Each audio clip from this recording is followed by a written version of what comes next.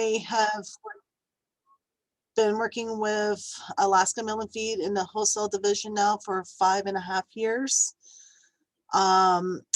Throughout this presentation, if you have any questions, please ask those questions down in the chat. I have Piper and Brooke. They'll interrupt me throughout the session and ask those questions, and I will answer them. Just to give a little bit of background about myself, I was born and raised on a farm, family farm in Kentucky. We had beef cattle. We didn't have chickens. I was involved in FFA throughout high school. That's what shaped my life, was that experience on the farm and through the FFA.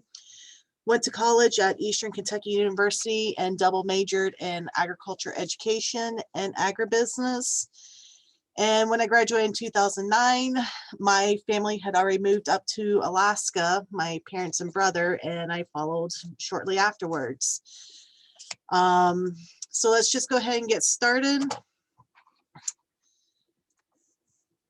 If slide will go.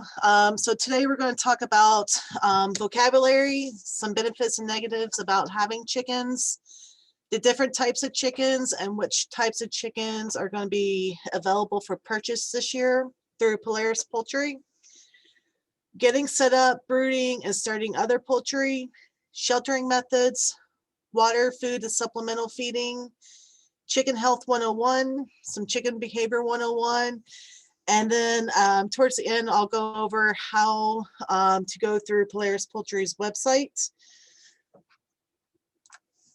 So chicken vocabulary, so those cute little tiny little fuzz balls are called chicks.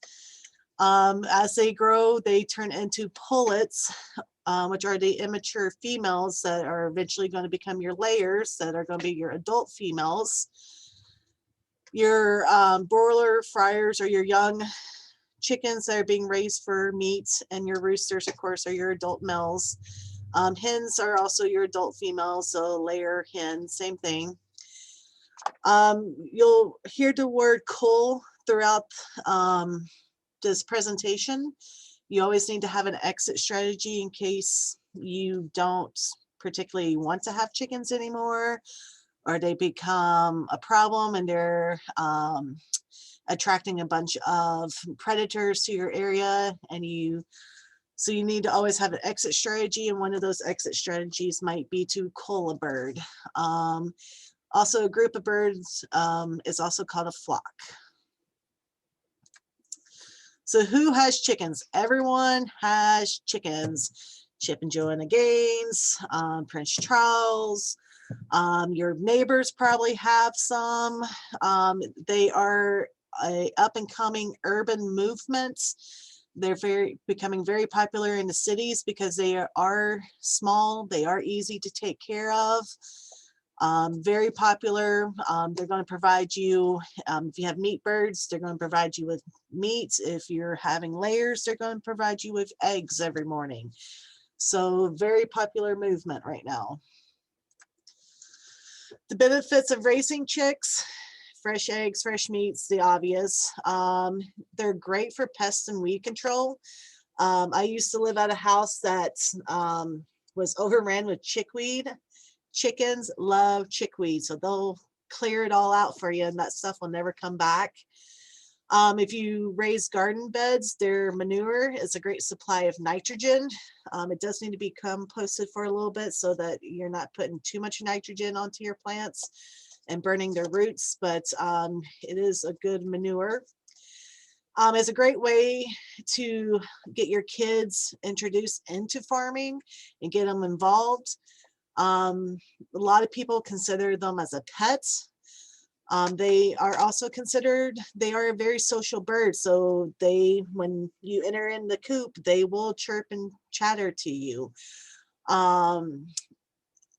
With that being said, they are social birds. So you need to always think of, you need to have 2 or more. I always recommend 3 in case one dies, then you already have, you're not down to one lonely bird, you have 2.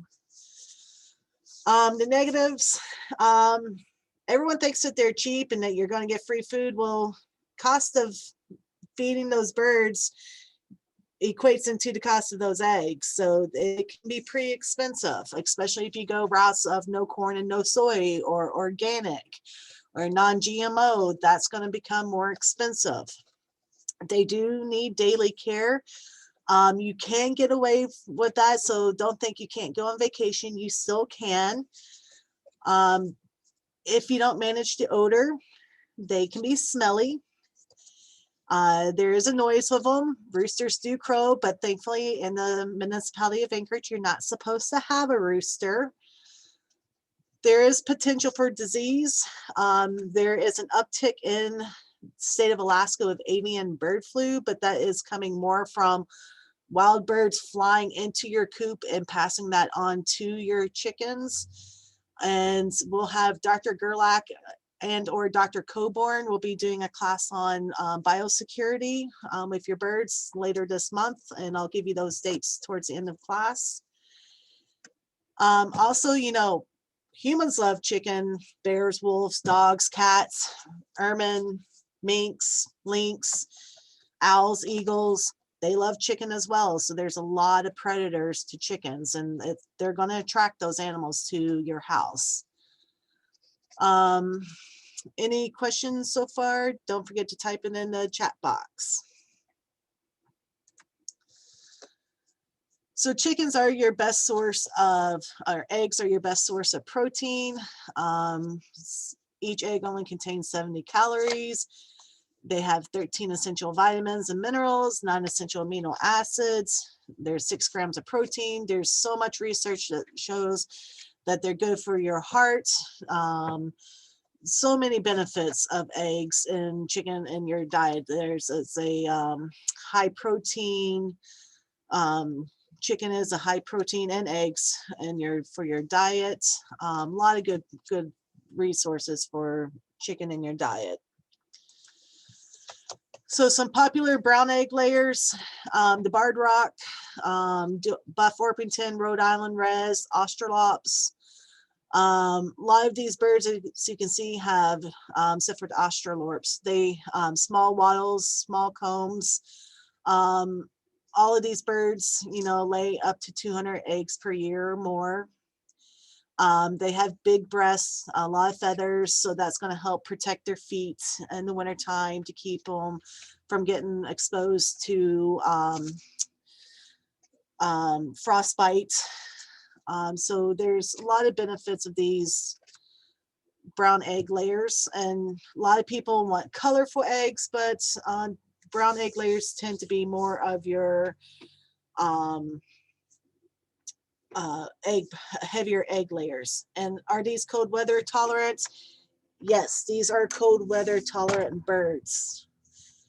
Especially the Australorps are very popular up here, and the Rhode Island Reds, well, all 4 of them pretty much are popular up here.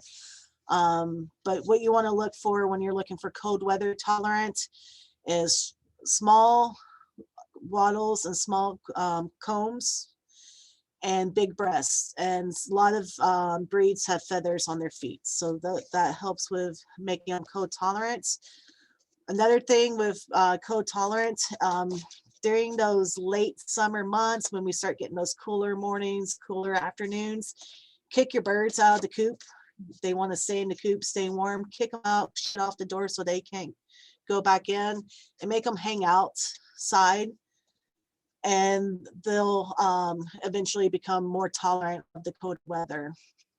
When we get into subarctic temperatures, 25 degrees or lower, that's when you need to worry about those ones with bigger combs and wattles. They're going to be the ones that are exposed to more frostbite. So you need to make sure that they have access to the coop during the winter time. Broody versus non-broody is once they lay eggs, a broody chicken is going to lay on those eggs and not let you collect them. They're going to be a little bit more aggressive when you go out to collect those eggs. So they're going to be your good mothers. They're going to lay on the eggs if you want to hatch them and raise those chicks. Non-broody means that they're just going to leave them, and they're not going to continue to produce the chicks inside.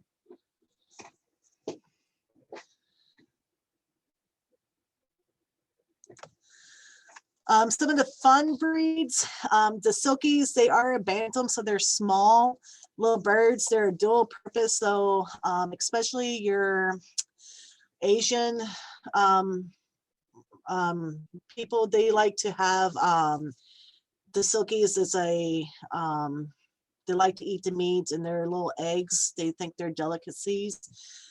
They're very fun. They very social birds. Very much talkative. They're fun. They're little fuzzballs running around the coop. All the Polish, they are funny looking. They have the wild hair on the top of their heads, and when they're running around the coop, the little hair just bounces up and down. But they're also a smaller breed, and they're not known to lay on their eggs very well. And they also, both the Silkies and Polish crested, the Polish tend to have smaller eggs. The Japanese, definitely not a great option for Alaska because they do have the big combs, big wattles, not big breasts to help protect their feet and everything. They're just as ornamental species, so they're great and fun to look at, but not practical for Alaska. The leghorns, everyone recognizes foghorn leghorn from Looney Tunes. Super egg layers, they're very common, white eggs, very prolific egg layers. They're actually an option this year for purchasing from Polaris Poultry. So chick days 2022, the meat birds. Always have Cornish cross. They're probably the most well-known. They're raised from hatch to on your table in 8 weeks. So they're fast growing. They get the big broad breasts, big thighs, and they have amazing feed conversion. So you're only putting 8 weeks worth of time and effort into them until they're ready to be slaughtered. The Jackie Red Ranger is a little bit longer, 83 days, so 12, 13 weeks there. They get about 70% live to dress weight. So if they're, 5 pounds, you're only going to get about 3 to 4 pounds. But they do have good growth rate and feed conversion. They're excellent foragers. So if you want to let them free range, you can. The males typically weighing about 7.5 pounds when it's time to slaughter. The Freedom Ranger, they have excellent taste, moderate growth rate. They're 5 to 6 pounds in 9 to 11 weeks, so it's going to take a little bit longer to get them to weight for slaughter. New this year is the Aquila.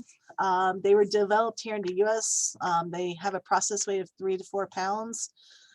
That's their processed weight. So males will be around 5 pounds live weight and 12 to 13 weeks, while the hens will be about 5 to 5.5 pounds and 16 weeks. So it takes them a lot longer to get to their live weight for them to process. So you're going to have to put more time and effort into those birds. More time and effort means more money into feed. Dual purpose means that they are good for meat or egg laying. The Sajida, also developed in the US. Males will be around 5 pounds live weight in 12 to 13 weeks. The females be about 5 to 5.5 pounds live weight in 16 weeks. If you want to keep them for egg laying, they'll produce about 170 to 190 large, extra large light brown eggs per year. They are a calm-friendly bird, so good one to have in your coop.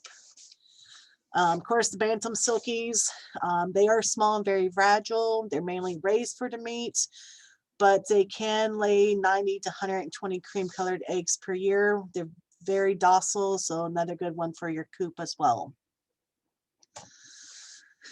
Into our layers, your options for color and white eggs. The colored would be your color pack.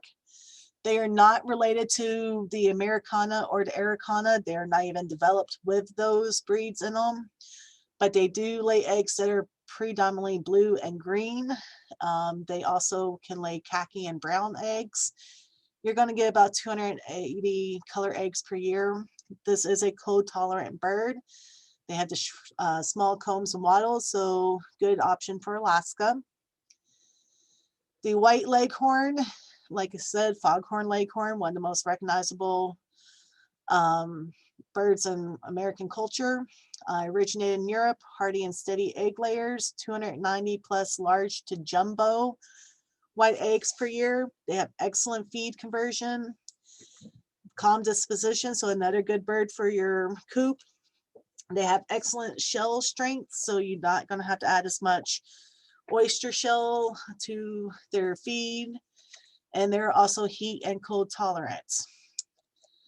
Now, the Norwegian white was developed in France by crossing two different white leghorn lines. So very much the same temperaments, same kind of feed conversion, disposition, all of that. It's just that they're going to lay a little bit more eggs, 315 plus white, large to jumbo eggs per year.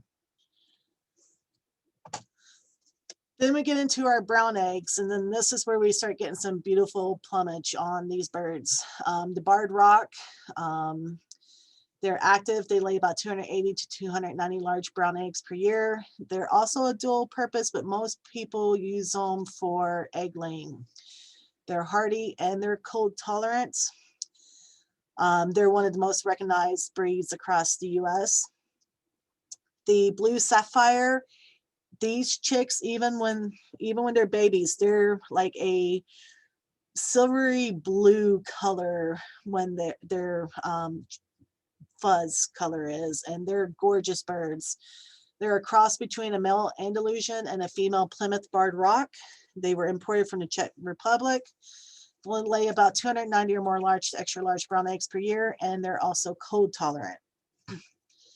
The dominant copper, these chicks are like a black fuzz when they come in, but their color of their bird changes over the lifespan. It's another breed from Czech Republic. They're cold tolerant. It's a cross between a black copper Moran male and a barred rock female. Good forager, so if you want to be able to free range your birds, this is a great option. 290 plus large to extra large copper to dark chocolate eggs per year. And they can have feathers on their feet. So another great option for Alaska is those feathers on their feet. Then your brown egg, red feathered birds, Rhode Island red, most iconic, lay 280 to 290 large brown eggs per year, cold tolerant. The only bad thing about them is you can have a very sweet bird or you can have a very temperamental bird. So their temperament ranges. The ISA brown originated in France. It's a cross between the Rhode Island red and a leghorn. So you're getting about 290 plus large to extra large reddish brown eggs per year. This bird, if you've heard people talk about the golden comet or the red star, that's also the ISA brown. They are also a cold tolerant bird.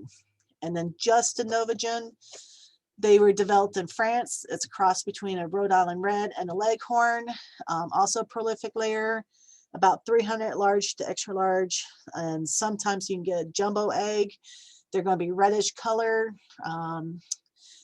calm disposition, and also cold tolerant. So prolific egg layer and a calm bird for your coop. So what should you expect? Biggest thing is before you even bring home any, any considerations for having birds of different breeds in the same flock. You can mix. There's no problems with that. The only thing that you need to be concerned about is if you bring in like the smaller breeds, like the Silkies or the Polish crested. Those tend to get beat up a little bit more by the bigger birds, but a lot of times they all thrive together. Even the birds of the same size of different breeds, they'll do fine together. A lot of people will see when they order birds, they'll order like 2 of the blue sapphires and 2 of the leghorns and 2 of another species, just so that they have a mixture and that they have all the different varieties of egg colors that they're getting every day. So it does not hurt to have different breeds in your flock, and if you want to have all the same, it doesn't hurt either. So what should you expect? Before you even bring home your birds, you should know your municipality ordinance. So Anchorage, you're allowed 5 chickens per 6,000 square feet of your property.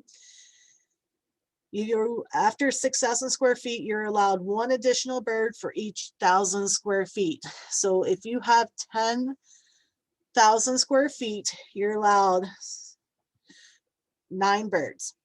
You got 5 birds for your first 6,000, and then from 6,000 to 10,000 is 4,000 square feet.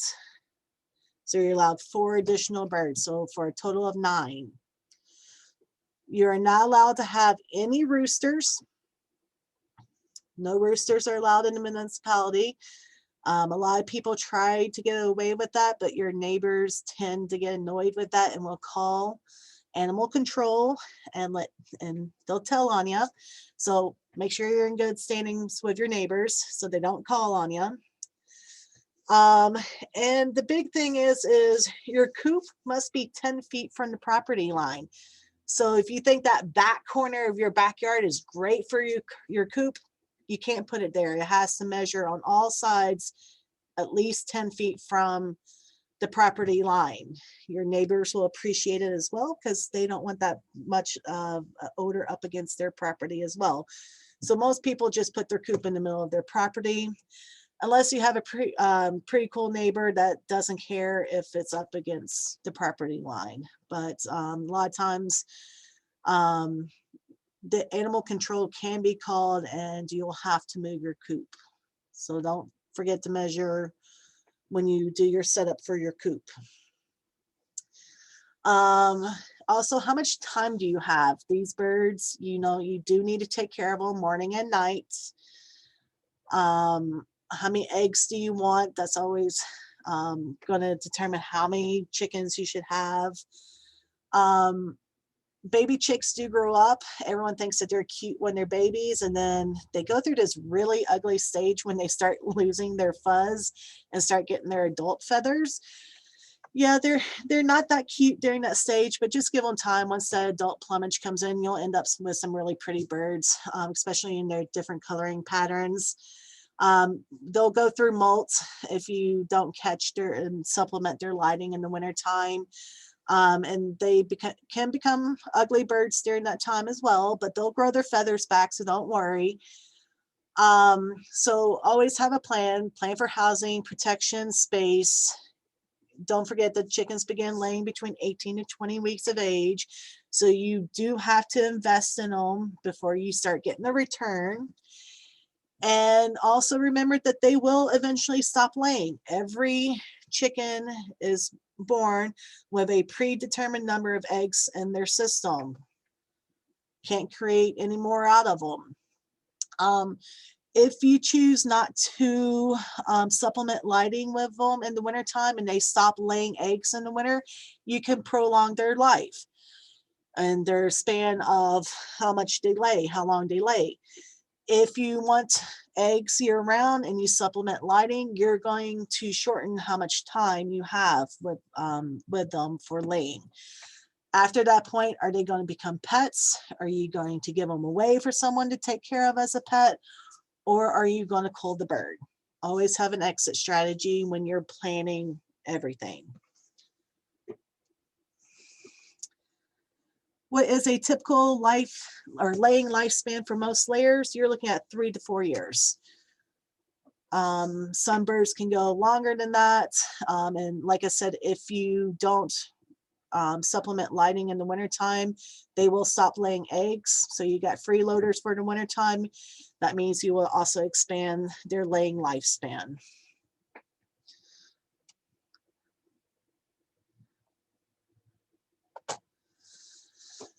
All right, so before your chicks arrive, you need to prepare for them. Make sure everything at home is dry and clean. You know where you're going to put your chicks.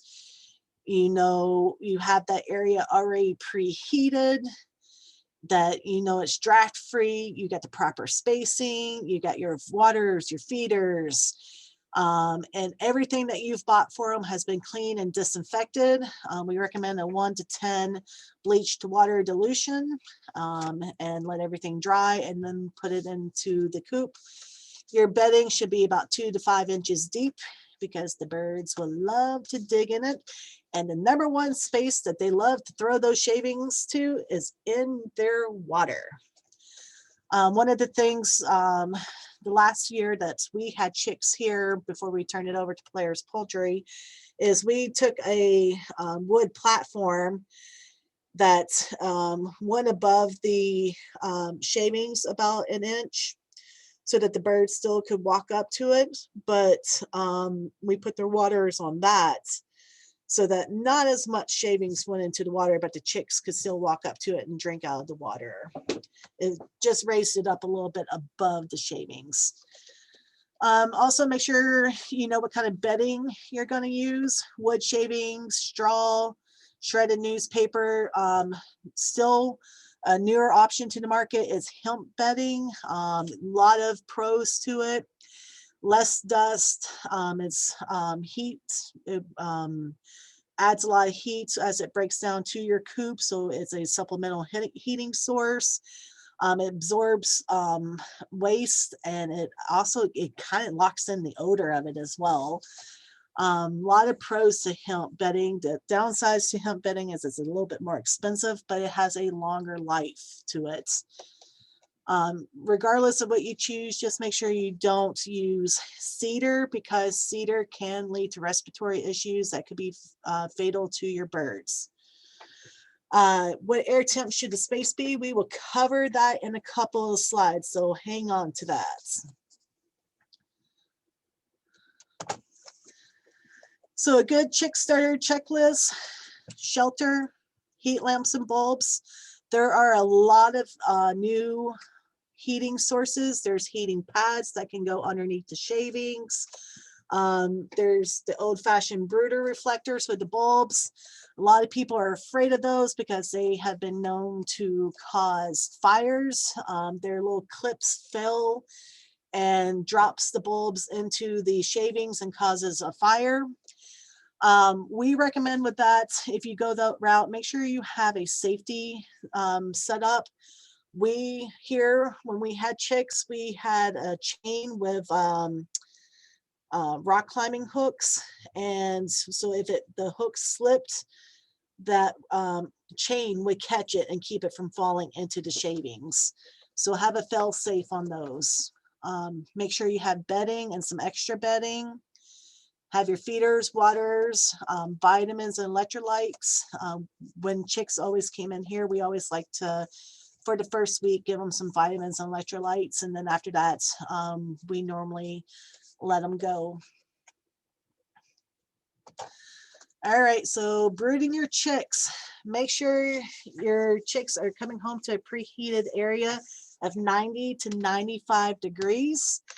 And make sure that's down on their level. A lot of people think that if they put their thermometer up in the air and it's 90 to 95 degrees up there, that's fine. Make sure that your thermometer is down in the shavings and that it's 90 to 95 degrees down in that, on that level, because that's where your chicks are going to be. If chicks huddle together under light, it's too cold, so you need to lower your light down so that more heat is spread to them.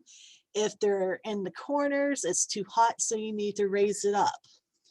So 90 to 95 degrees, reduce 5 degrees each week until you're at a minimum of 65 degrees.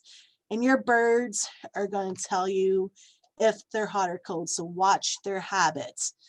So in the next slides is what I like to say is our Goldilocks and the 3 bear analysis. So here, your chicks are too cold. They're huddled together. That light needs to be lowered so more heat is radiated and gets to them and gets into their coop. Their area might be too big for just one light, so you might need a second heating bulb, and so that those birds can move around their coop a little bit more. In this picture, they're too hot. They're all up against the corners and against the sides. They cannot get away from that heat bulb. So raise the heat bulb up so not so much is radiating down onto them. And in this picture, it is just right. Your birds are moving happily around. They're eating, they're drinking. If they want to be closer to the heat bulb right underneath it, they can get there. So happy birds in this picture.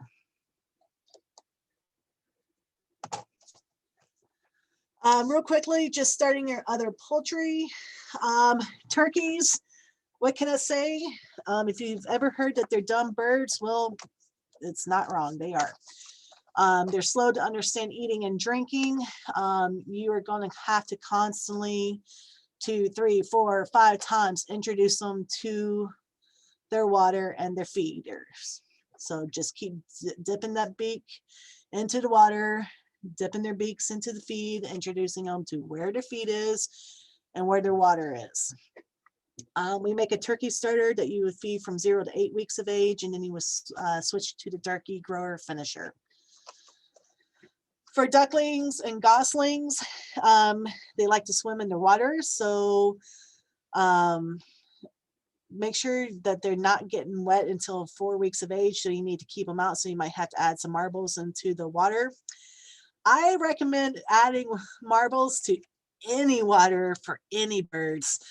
There's nothing like going out and finding that your chicks have committed suicide because they drowned themselves in the water. So add some marbles to any of the waters, because that's going to keep the birds' heads up out of the water. There is a duck and goose starter and a duck and goose maintenance. And for all your other wild birds, we have a wild game bird starter and a grower. All our feeds are non-medicated. In 2015, the FDA said you cannot sell medicated feed. Yes, there are still feeds out there that say that they are medicated. If you actually look at the back of the bags at the analysis, there's like grams per ton. That's not enough of a treatment for your birds, so they're still not medicated.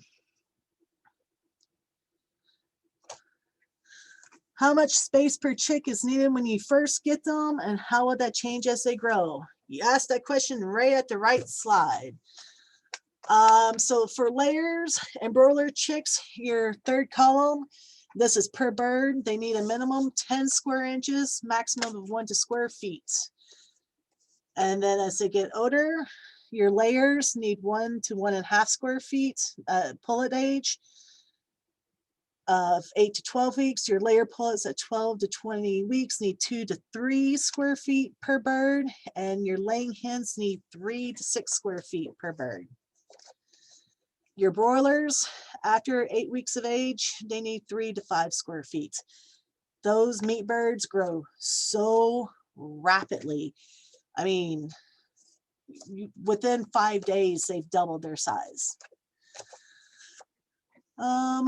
Will these slides be available after class? Yes, you will actually be emailed this presentation. And I think at one point we, Brooke, correct me if I'm wrong, we're going to put this on our YouTube page.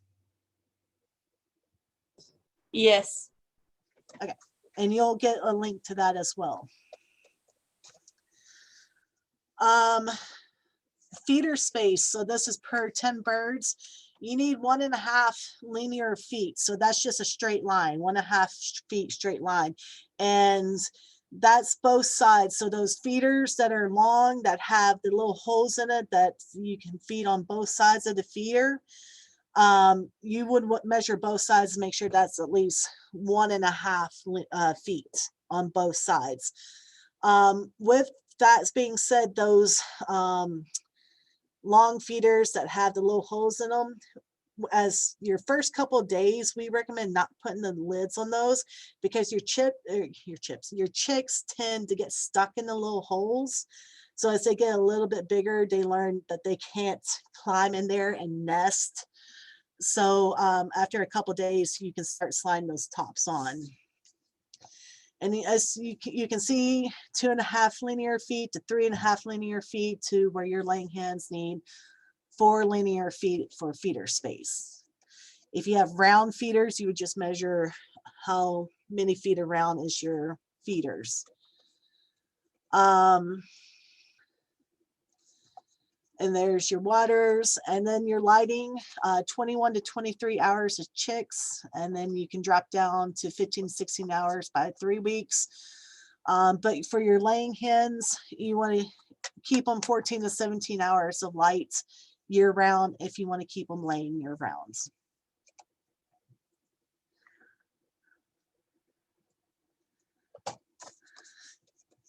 This picture is a great recommendation of there being plenty of feeders and waters.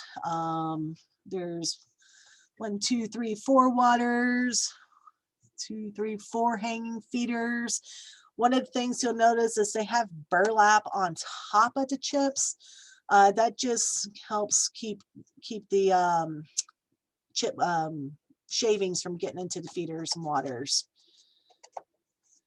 In those pans, you can put, as the birds get older, you can put diatomaceous earth or your wood ash or whatever, your sand, or a mixture of all of it so that they can have baths. That helps with mites and lice.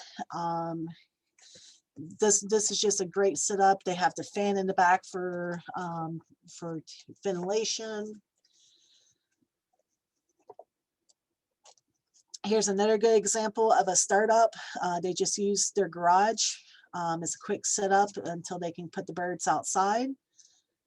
They got their feeders, waters, and just a box fan, and they're providing those, if anyone knows, those shop lights get really, really hot. So that's what they're providing heat with and light with as from that shop light. So sheltering methods. The most popular here in Anchorage is yarding because, as I mentioned earlier, bears, wolves, coyotes, dogs, ermine, minks, lynx, your neighbors. We have a ton of predators. So yarding is just a confinement to a permanent building with an outdoor fenced yard, and it's great for backyards. Free range is a huge movement across the US and other nations where there's no confinements in rural areas. But you know, you got to protect from all sides because eagles, hawks, owls love chicken as well. So one of the big things is, like if you see in the picture here, they have a fenced area. They also have a roof. There's nothing that's going to be able to get inside. Except for foxes. Foxes could dig. So another recommendation if you decide to go with yarding is to put your fencing about 6 inches down into the ground and then build up around it. They'll discourage foxes from digging in. We know foxes love eggs and chickens. This is a good example of a coop plan. This one will accommodate 8 full-size chickens or 12 bantams. The outside area for your birds should provide a minimum of 4 square feet per bird. You'll want about 1 nest box for every 4 hens. You want about 3 to 5 inches of shavings that you want to change every few months, more or less depending on how many birds you have.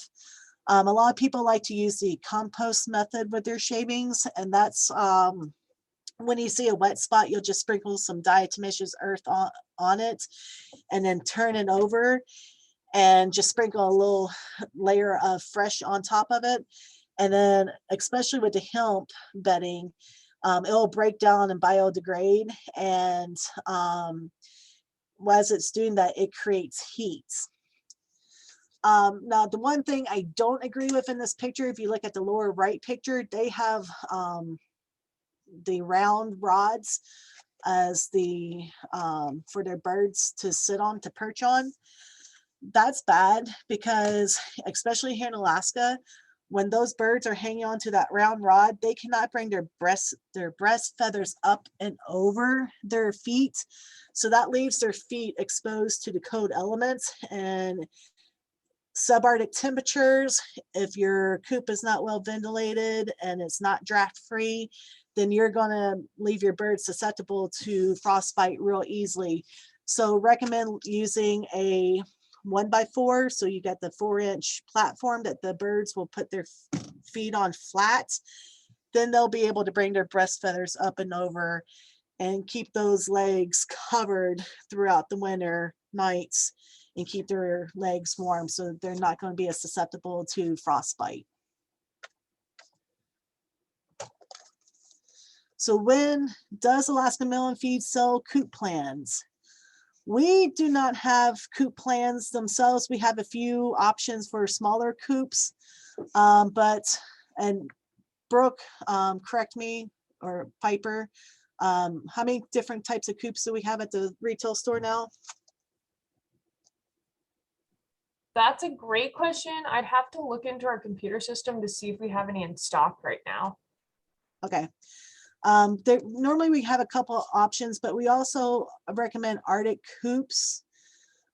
He has some fantastic coops that he fabricates for people. And the nice thing about them is he has hidden compartments where you from the outside open up and can collect the eggs. You don't have to go into the coop itself to collect the eggs. And I think we have some business cards of his that we can hand out. So when can chicks go outside? Once they have their adult feathers at about 5 to 6 weeks of age, then they can go outside. At this time, they still may need a heat lamp in the coop to help keep them warm, especially at nights. Especially there's this movement to start your birds. Chicks used to never arrive in Alaska until about April. Every year we're getting earlier and earlier. I saw chicks coming in January this year. So 5 to 6 weeks from now, it's still going to be cold outside. So you're still going to need to give them heat lamps outside. I would not leave the birds out for very long right now because they're still going to need help regulating their body temperatures. Also, make sure you keep your chickens safe, protect against owls, eagles, ermine. Ermine are hungry this time of the year, and with their white bodies, make sure you protect against them because it's going to be hard to see those things moving along the ground against the white snow. If you're going to free range your chickens during the day, be sure they're in an enclosed fence or keep watch on them. There's not much for them to be foraging on outside right now, though. When you build their coops or their yard area, use a small opening, 1 inch by 1/2 inch. Electric fencing is great as a bear deterrent. Bears don't like to be electrocuted, neither do other animals. So that's an option. And like I said, bury some fencing about 6 inches down into the ground. Brooke says we do have the Cape Cod coop, which fits 1 to 3 adult birds for about $350. Water. Cannot tell you how important water is. The egg, the body, everything is water in a chicken. Body contains more than 50% water. An egg is more than 65% water. So water is very important. Make sure you disinfect your waters prior to use and then weekly, especially if any diseases are going through the coop. Or if you hear your neighbors saying that they have diseases, help your birds out and make sure it doesn't come across the fence and into your coop. 1 quart fountain per 25 chicks. Those small waters, I always laugh at. I always start with like the 1 gallon waters because it's going to grow with your bird. Use fresh, cool water, not cold. Make sure you refresh daily. Chicks, the average chicken drinks between 1 to 2 cups of water daily, and your older chickens are going to drink more. Your layers drink double the amount. They're as picky, like I like my water ice cold, and so birds want theirs a specific temperature as well. In these colder months, chickens drink the majority of water first thing in the morning and last thing at night. So you can put water out first thing in the morning, and if it freezes, that's okay. Go out in the afternoon and put more fresh water out. That's when they're going to be mainly drinking is dawn and dusk. So that's when they're going to drink the majority of their water. And when you put your second bowl of water out, bring in your morning bowl of water and have it clean and ready to go out the next morning. Like I said, I do recommend putting marbles in the water because there's nothing worse than coming out and seeing that your chicks have committed suicide because they drowned themselves in the water. It does happen. Different types of feed. In the wintertime, mash is a great option. Chicks love to pick through it.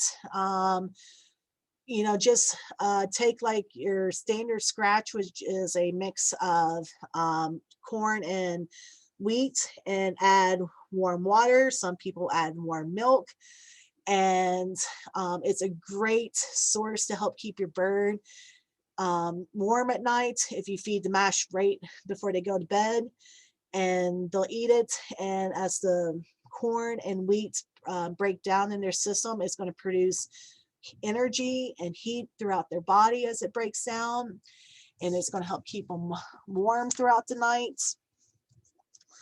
A lot of people like to use oatmeal.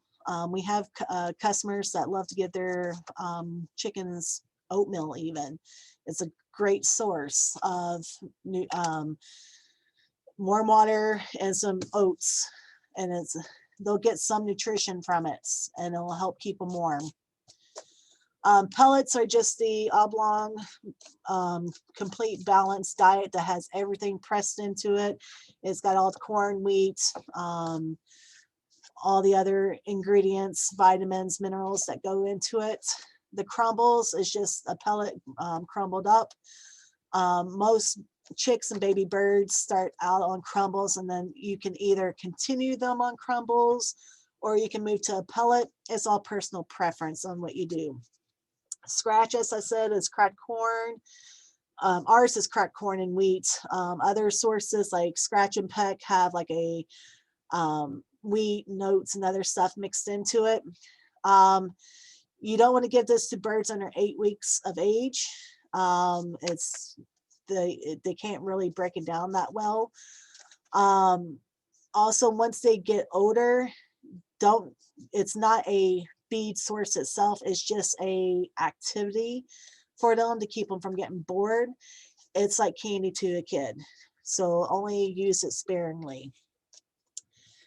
Grit, you'll need if you're free ranging. It's sand and small pebbles that get into the gizzard and help grind up grain and plant fiber. If you're feeding a complete diet, like the pellets or crumbles, you're not going to need grit. Sprouts and fodder is a great source of vitamins and minerals, especially in the wintertime when we don't have all the fresh greens. Sprouts are less than 4 inches and fodder is 4 inches and greater. You can do alfalfa, you can do wheat and oats and all different kinds of different grains and grasses, and provide fresh greens for your birds throughout the winter. This is also a great opportunity to get kids involved and get them, you just start a tray this week, the next week you start another tray, and then you constantly keep rotating those trays, and you'll constantly be in greens throughout the winter. So the basic ingredients in chicken food is protein, and that protein is derived from your corn, your wheat, your soybeans. Your carbs also come from corn and wheat and your other grains. I know chickens also eat a lot of chicken scrap. Is there anything chickens should not be fed in terms of food scraps? Yes. Poisonous foods, chocolate, caffeine, tobacco, apple seeds. A lot of people like to keep their chicks in their greenhouse in the winter time, but make sure you clean up all the plants because tomato plant leaves, stems are poisonous. Now the fruits, the tomato itself is fine, but the plant cannot. Potatoes, the plant and the potato, you know, that can be poisonous. Beans, onions, so a lot of poisonous stuff, because my family used to keep a bucket by the sink and put all of our waste in there and throw it out in the garden. You know, if for the compost pile, make sure that your chickens do not have access to that compost pile and can go through it, because they're going to find stuff that is going to be poisonous to them. So either keep it fenced so that they don't have access to it, or have it where just no access for them to it. So when to change feeds. So 4 to 6 weeks, you're up to 8 weeks, you're going to feed chick starter. At 8 to 16 weeks, you're going to start with the pullet grower, and that's when you can start adding scratch. You normally typically stay on pullet grower until your chickens start laying eggs. But if you have a mix, you have several birds and you're like, well, I don't know which ones are laying and I don't know which ones aren't, and they're all, you know, the same age, go ahead and switch to the layer feed. If you have a mixed flock, you can go all-purpose poultry, and you can continue to feed scratch at this point. You can add grit if you're free ranging. And if you have prolific egg layers, you can add oyster shell. A complete diet like ours already has a calcium source in it, so you shouldn't need to add more oyster shell unless you have a bird that's laying 2 eggs a day, or she's laying every single day and not taking a day off. Those are your prolific egg layers. That's when you need to add some more calcium out to your birds and let them free range. They'll know what they need and what they don't need. Broilers, from hatch to table, you're just going to feed broiler grower finisher. You can choose to keep them on crumbles the whole time, start them on crumbles and go to pellets. It's your choice. And then after 8 weeks, you can start more. Turkeys, ducks, geese, we have the starters, and then you'll either move to the maintenance or the grower, or if you, like I say, you have a mixed flock, you can go to an all-purpose poultry.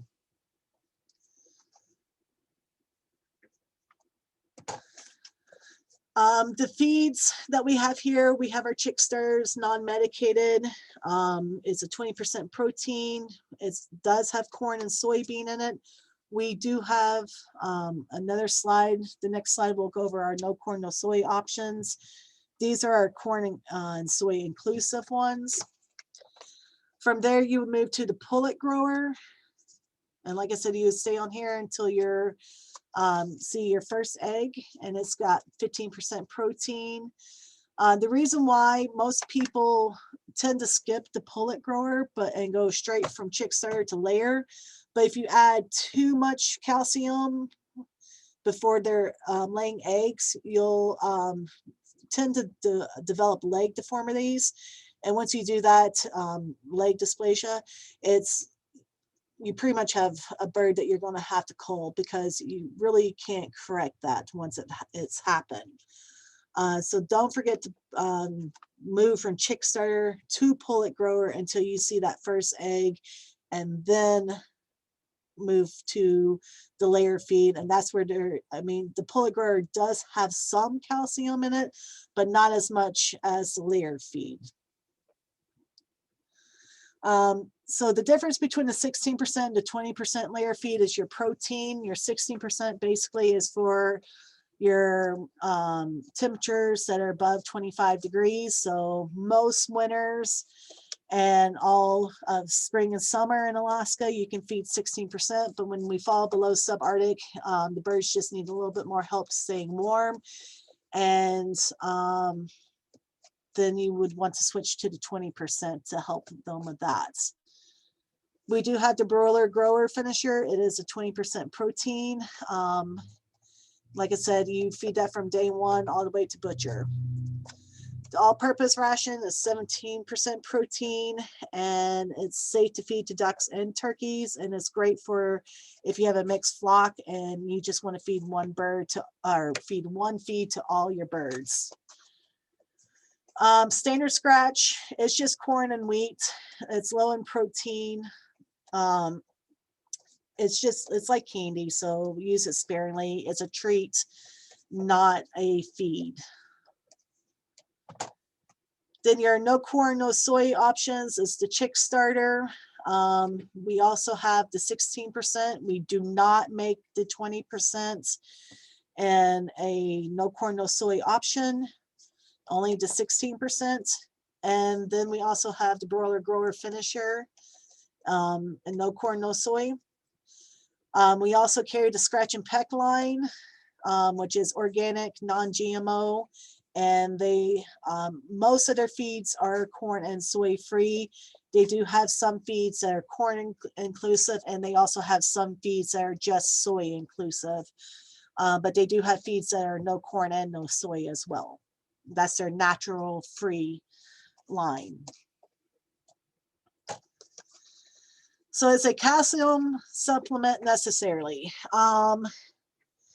Once again, if you're feeding a complete diet like our feed, no, you do not need a calcium supplement. It's just when you need have those prolific egg layers, when they're laying every single day and not missing a day, or they're laying 2 eggs for you, then you will want to add some calcium supplement. And question is no corn, soy, more about what humans want in their final product from the birds, or do corn and soy impact bird health in some way? The question, or the answer to that question is that is human choices. We believe that corn and soy leaves a residue that is passed on through the meat of the bird to the humans, and because they are genetically modified, there's concerns about it affecting health, and so people choose to go no corn, no soy as a personal preference. There is no impact on the bird's health whatsoever. They don't know that corn and soy, or no corn and no soy, they really don't know. We use a heavier wheat. Let me go back to that. So you can see we use wheat and barley and canola, alfalfa. We do add the fish meal. So we are using more grains in order to keep that protein level, and other sources to keep that protein level higher, and to keep it at the same level as the corn and soy. Corn and soy is your golden standard, because that's where your most protein is, that's where your most carbs are coming from. Chickens convert corn to energy easier than any other source of carbs. So it's all a human choice. And we actually last year developed a class on chicken nutrition that we'll be teaching here pretty soon in March. So if you're interested in learning more about chicken nutrition and breakdown of the feeds, I would highly recommend that class. So what sources of calcium? Normally we recommend oyster shell, but there's been like a harvest issue. The biggest harvester of oyster shells lost their license last year, and for some reason they haven't gotten it back yet, and so there is a shortage of oyster shell. It's very hard to find. It's very hard to find in the 50-pound bags. We carry the smaller 5-pound bags over at the retail store, but for people who have larger flocks, they want the big 50-pound bags that we used to carry. It's hard for us to source those. We haven't been able to source them. So we went to our nutritionist and said, what can we use? So they came back with the poultry limestone. We don't get as great of feedback on the poultry limestone as we do oyster shells, because who likes limestone compared to oysters? So, I mean, the birds like to have their oysters. So it's all personal preference. If you start your chicks out on the poultry limestone, they'll continue to stay. And you don't want to start your chicks out. Sorry, when you start your putting some in with the pullets and then with your layers, they'll start. They'll be fine with the poultry limestone going forward, as long as they've never had oyster shell. And within our feeds itself, we've moved from oyster shell to poultry limestone in our feeds. That's the source of calcium right now. And like it says there, never feed oyster shell or poultry limestone to chickens under 18 weeks of age. But once again, if you're feeding a complete diet, you don't need supplements. It's just for the prolific egg layers. And then it helps with their eggshell formation, making them thicker. If you're having problems sourcing oyster shell and they don't like the poultry limestone, some people don't like doing this, but you can always take the eggshells and clean them and bake them and put them in a grinder so that the birds don't know that they're eating their eggs. Because if they see that they're eating their eggs, they will go and start pecking at the eggs that they just laid. So make sure it's like a powder and put their own eggshells out for them to redraw that calcium back out of their own eggshells. That's an option as well. Supplemental feeding, like I spoke earlier, sprouts and fodder. You can do this year round. Alfalfa, barley, wheat, oats, other whole grains. Basically, you just have to grow the sprouts, and it's a great way to get kids involved. And you can have several trays started at different stages and just rotate so that you're always in fresh greens, because that makes vitamins, minerals, and proteins easier available and easier access to those to absorb those vitamins and minerals for your birds. We have handouts in the store on sprouts and fodder if you're interested, and we also sell small little bag 1 and 5 pound bags of seeds if you're interested in doing this. Another option is fermenting. I remember as a kid, sauerkrauts. That's basically fermenting. You take the cabbage and stuff it in a jar, and you keep pressing the cabbage down in the jar until the natural fluids from it come up and over it. And you put a lid on it and put it in the pressure cooker so the lid's still, and you take it out to the woods and let it ferment. The most important thing if you are going to do this with your whole grains is make sure it's pleasant smelling. If it smells bad, it should be fruity and tart like yogurt, but if it smells bad like alcohol or yeast, don't feed it. Or if you see mold growing on it, don't feed it, because that's not good for your birds. But it just helps make more vitamins, especially B, C, and K, available for your birds. And it also increases protein levels. But it's another good way to supplement feeding for your birds. Also, flock blocks. If you do want to take a weekend away and leave your birds, just have your neighbors come over and check their water, but leave out a flock block. And it's a whole grain supplement. It's got like, it does have some molasses in it, but it's also got like sunflower seeds and other whole wheat, whole grains. And it's a 25 pound block can feed 25 birds for 2 to 3 days.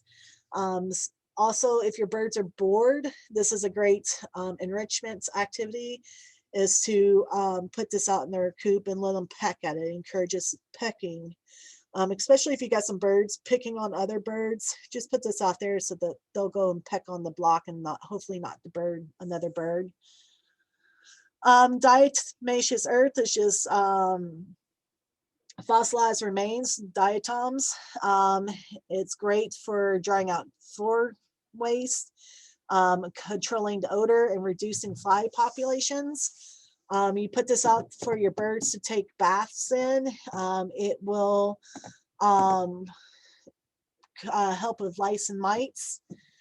And it's just a great tool. A lot of people, if you read the bag, it says it may cause respiratory issues. It causes respiratory issues in humans, not birds. Our respiratory systems are different. So it causes it more in humans than birds. How do you know if your birds are bored? They're going to be picking on each other. You're going to see maybe one bird in particular. They're going to be missing some feathers. They're going to be hanging out by themselves. You'll see bare patches of where they've plucked all the feathers off another bird. So that's just boredom. And a lot of times, if you take like a lettuce head, iceberg lettuce head, and drill out the stem and run a rope through it and hang that up in your coop, the birds will go and peck at that. We sell treats where you can put, there's balls, hard plastic balls, and you put treats in there, and the birds will peck at it, and it'll bring out, they'll get some treats out of it, and they'll just keep them busy. And then you'll get, there's chicken swings. There's just all different types of things. Grubs. I mean, have any of y'all seen when a chicken has found a worm? Like, they find it and they run off because they don't want the other birds to see that they have found a worm. They want it all to themselves because they'll fight over a worm. But there's a lot of things that you can do to keep your birds busy, especially if you're free ranging. But winter times tend to be a little bit harder because they tend to be cooped up a little bit more and not as much freedom to be outside and stuff. Especially, I mean, let's face it, we've had a pretty cold winter this year, so a lot of birds have kind of stayed cooped up in their coops a little bit more. So you're going to have to keep them enriched. So Chicken Health 101, coccidiosis is a digestive tract disease. Characterized, you'll see loose droppings, so it's not going to be your typical harder droppings. It's going to be loose and runny. Your birds look tired, unkempt. They haven't been cleaning themselves. Your younger birds are more susceptible to this. So I will say this, more and more people in Alaska do not believe in vaccinating for coccidiosis. So the best way to manage that is to keep your coop clean. Clean litter, clean coop. So make sure you are going out there once a week and cleaning, making sure when you see wet spots, you're either cleaning it up completely and taking it out of the coop, or if you're doing the compost method, make sure you're turning that and help putting some diatomaceous on it to help absorb that, the fluids and stuff. And putting fresh litter on top of it. So make sure you keep your coops clean. If coccidiosis does hit your coop, you are going to have to go to your veterinarian for antibiotics. Now, like I said, more and more people, especially people who are raising their own birds here in Alaska and hatching them, they don't vaccinate. You can go to your vet and get vaccines for your birds as well. None of that stuff is sold over the counter anymore. We can thank the FDA for that. Back in 2015, they decided that all of that stuff needed to be regulated now. So unfortunately, you have to go to your vet for that stuff. But that's being said, for coccidiosis, there is a product called Corid. We do carry some of it in the spring that will help with coccidiosis if it does come down in your coop. So if you do get that, we do carry, it's just a supplement that goes in the water that does help with it, but it's not going to be a full-on antibiotic that you're going to get from your veterinarian. So more about coccidiosis. You're going to get pasty butt really bad. The vent area becomes impacted. So when you clean it off, all of a sudden, all this, as soon as you clean off the dry poop over the vent, all of this is going to come out at you when you clean it off. So make sure you're cleaning with mineral oil, warm water. Just keep checking for pasty butts, as we call it, and keeping those clean. Mites and lice, they're small parasites and feathers or scales. So you want to inspect underneath wings and then the vent area. It's more common in free range birds, but we've been hearing more and more about it. Especially this year, people think that it is coming up in, because there's a straw and hay shortage in Alaska this year. A lot of people think that these lice and mites are coming up in that. The problem with that is that lice and mites both have to have a live vector. So something live to a chicken, a mouse, another type of bird or something has to be alive for the lice to stay alive. So it can't just come up in the hay itself because they would die. So it has to be on a live animal in order to come up here. So a lot of times it's spread from one farm to another farm. Also, your wild birds, your wild animals, they're the your biggest spreaders of lice, especially. If you do have lice and you need help IDing what type of lice you have in your flock, Cooperative Extension Agency, Dr. Gerlach and Dr. Coburn with the state vet office, those are going to be your best resources, or even your vets. Those are your 3 best resources. I mean, your vet, find a vet that works on chickens and become friends with them. I cannot stress that enough, because they're going to be the ones that are going to diagnose any problems. Don't call us here at the mill, because yes, I've had classes in chickens, but let me tell you, chicken diseases, one disease can mimic another disease. So to get down to which disease you actually have, you have to go through a vet. And Courtney, I will answer that, your vet recommendations for Anchorage we have that in towards the end of our presentation.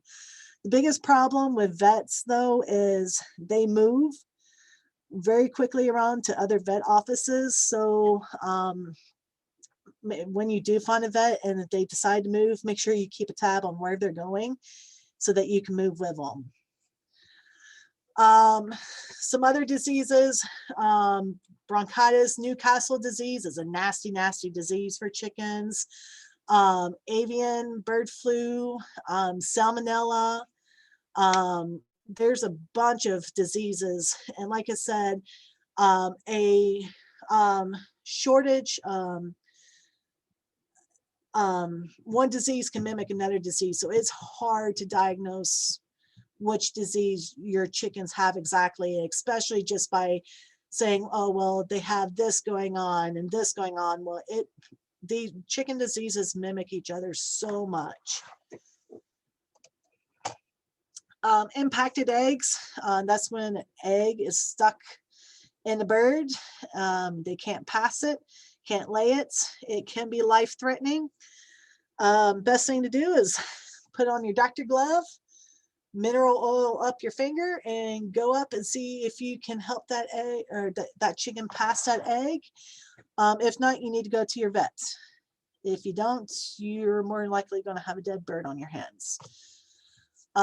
Rooster spurs, don't cut them off. You'll have a big bloody mess on your hand. File or dremel the point down, but if you're in Anchorage, you shouldn't have a rooster. But if you're out in the valley, you can have roosters, so just make sure you file it down. My hens are losing feathers. Well, molting can happen 1 to 2 times a year. That bottom picture is that's a molting bird. Like I said, they lose their feathers. They get down to just their skin. They're not very pretty during this time. They shed their old feathers and replace with new feathers. So it's very important that they're getting a lot of protein because their feathers are made of protein. And it's very stressful during this time period for them. So they more likely won't lay eggs during this time. Molting is triggered by light. So as we're going from summer to fall, that shortening of day, that's going to trigger them to start molting. So if you don't want them to go through molt and continue to lay eggs, you can increase with artificial lighting, increase the daylight hours. So how long do chickens live?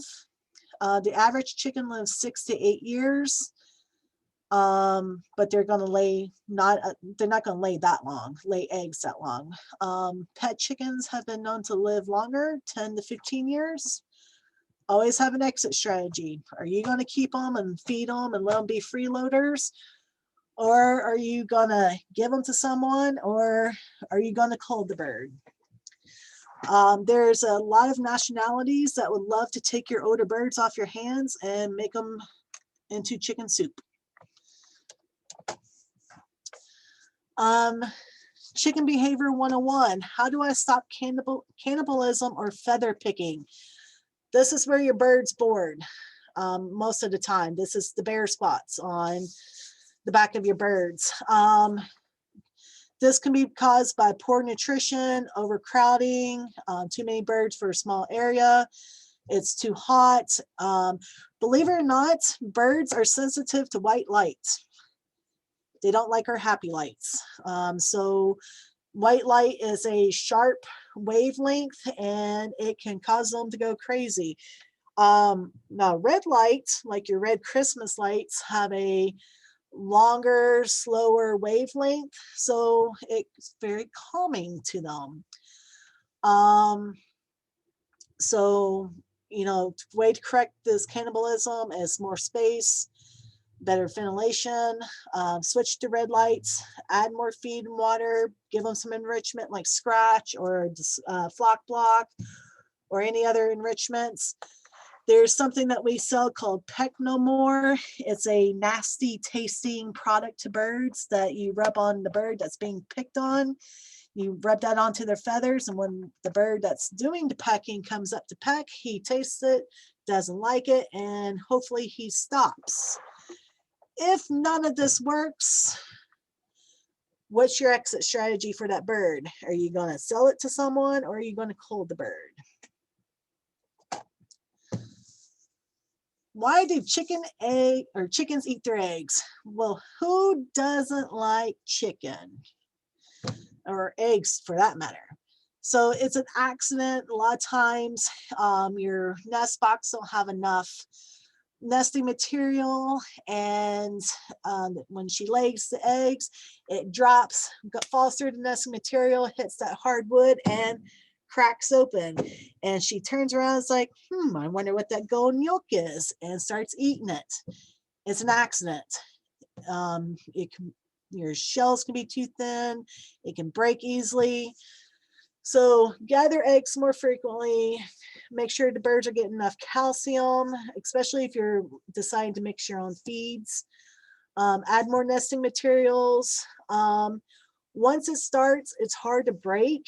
So we carry fake eggs, or you can put a golf ball, or you can get a rock and paint it white and put in the nest box and let them peck at that in hopes that that stops them from pecking at the eggs. But if the bird doesn't and she keeps doing it, are you going to sell her, or are you going to cull her?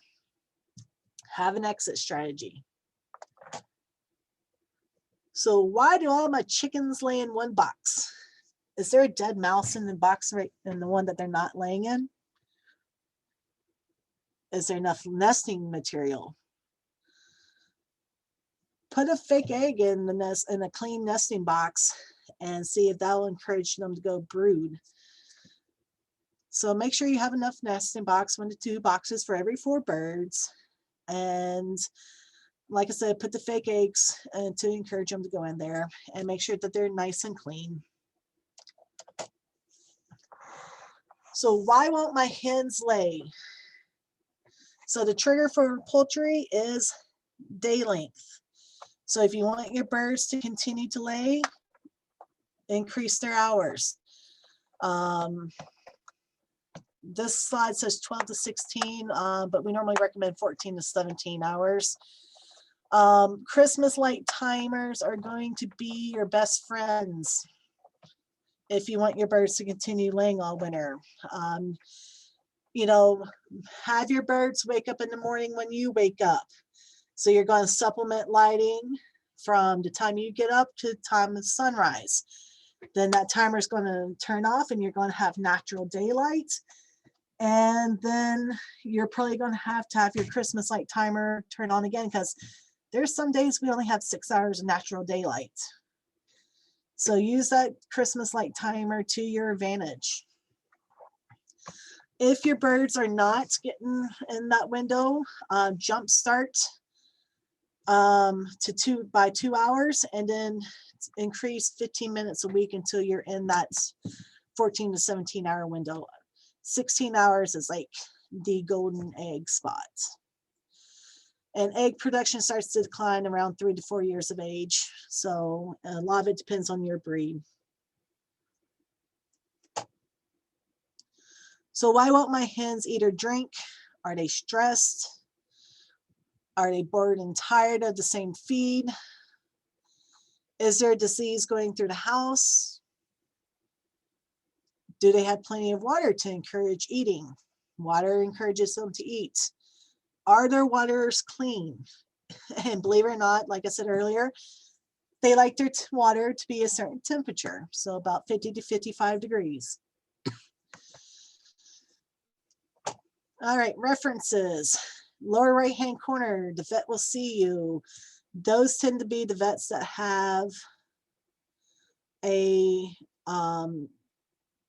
chicken vets. Like I said, the chicken vets tend to move around a lot, so I did not call any of the vets before doing the presentation, so I'm not sure if this list is current or not. But typically there is one vet on staff that will work with chickens. A good resource is Story's Guide to Raising Chickens. They're the cooperative extensions across the US with all of their pamphlets. We have some from the cooperative extension here in Alaska. There's knowledgeable people, local feed stores. There's us in Bardee, the pet zoos, Underdog, branded feed, a lot of good sources out there. A lot of chicken farmers out there, especially here in Alaska. This is a huge movement. You know, you would think you would start seeing this to slow down. No, the gas pedal is pushed to the floor, and there's no slowing down for chicken movements in the state of Alaska. They are so popular. Alaska Department of Fish and Game with electric fencing as bear deterrents. Next week, next Saturday, we'll be doing Chicks 101 advanced class. We will talk about electric fencing and kenneling and chicken processing. So that's a little bit, we'll also review this PowerPoint as well, but we'll be going a little step forward. There's also a lot of chicken groups out there on Facebook, the Backyard Chicken, on just a great on her website's backyardchickens.com. I use that website a lot when people are asking me questions. Newspaper articles, just a lot of great resources. I just want to caution you, because there are so many people out there, if it sounds fishy and it doesn't sound right, then take it with a grain of salt. If you really need advice, contact your vets, contact your state vets, contact your cooperative extension agents, contact a university professor. Those are going to be your experts. So how to place your orders for chickens or for chicks. You're going to go to PolairsPoultry.com, and there's going to be an arrow beside products, and you're going to click on chickens, and you're going to click on egg layer, chicks, or meat, based on what kind of birds you want. Then you're going to add the species and quantity you would like to your carts. So for each species, so let's take the blue sapphire for option. There's going to be 2 pictures of the chick. One is if you want 5 chicks, you're going to click on the 0 to 24. Then if you want 25 or more chicks, you're going to click on the link for 25 or more. And then put how many birds you want in the carts. When you're ready, you click on your cart, and the special instructions for the sellers tell them you want to pick up here, because if you pick up here with us, you get your free 5-pound bag of chick starter. You have to agree to the terms and conditions. Make sure you read that, because if you fail to show up, if you fail to call, he'll keep your money and you don't get your birds. So make sure you read those terms and conditions and know what Polaris Poultry's terms and conditions are. Click checkout. You'll fill in your contact information and shipping address. Click continue, and you'll choose pick up or delivered. Make sure you'll pick up, or else he'll charge you $25 to deliver to your house. Click continue to payment. You'll enter your payment information and billing address, and then click pay now. At that point, you should just click putting your card in, and it'll collect your payment, and you'll get an order confirmation. I didn't finish it out because I didn't buy any birds. So things to remember. February 9th will be our next chick pickup day. Unfortunately, we've missed the cutoff for ordering for February 9th. You would have had to order by February 3rd at 6 p.m. But for February 16th pickup, you'll need to order your chicks by February 10th at 6 p.m. Pickup options, of course, is here at the mill, Wednesdays from 10 a.m. to 12 p.m. for the month of February. We will switch to Thursdays for March through June. And like I said, if you pick up here, you will get your free 5-pound bag of chick starter. There are other options for pickup locations. If you want to pick up in the Valley, or if you want to pick up in their location here in Anchorage, you can, but you will not get that free 5-pound bag of feed. All birds come vaccinated for Marek's disease and IBD. For an additional fee, you can choose to have chicks vaccinated for coccidiosis and salmonella, but the catch is you have to order 25 birds or more. So if you can get a group together that wants to do that, and you'll have 25 birds together as a group, I would highly recommend that. If you need to cancel, you need to contact Polaris Poultry. For any mistakes and or miscounts, you'll need to contact Polaris Poultry. This is all done through him, not through the mill. The sexing is done by Jinx Hatchery. There's a 95% sexing accuracy. Last year, their Jinx didn't do so good with their sexing, so hopefully they get it better this year. There are no minimums on how many birds you can order. If you want 1 blue sapphire and 1 copper dominant and 1 of another species, you can do that. There's no minimum. There's the website, PolairsPoultry.com. Go check it out. If you have questions, you can contact me and I can help you, or you can contact Polaris Poultry directly. Real quickly, upcoming classes. Next Saturday, we will have advanced chickens. Like I said, we'll review the spring chickens, and then we'll go on with chicken math, electric fencing, composting, egg handling, grading, and how to process a bird. On Saturday, February 19th at 10 a.m., you'll get getting your seeds started with Sheila. And February 26th, we have planting spring bulbs with Sheila at 10 a.m. And with Dr. Gerlach, we have chicken biosecurity health. That's going to talk about salmonella and avian bird flu and some other diseases in birds. February 26th at 1 p.m. On March 5th, with me at 10 a.m., will be chicken nutrition. And there's a bunch of other upcoming classes that you can check out our Facebook page or our website for. Are there any other questions?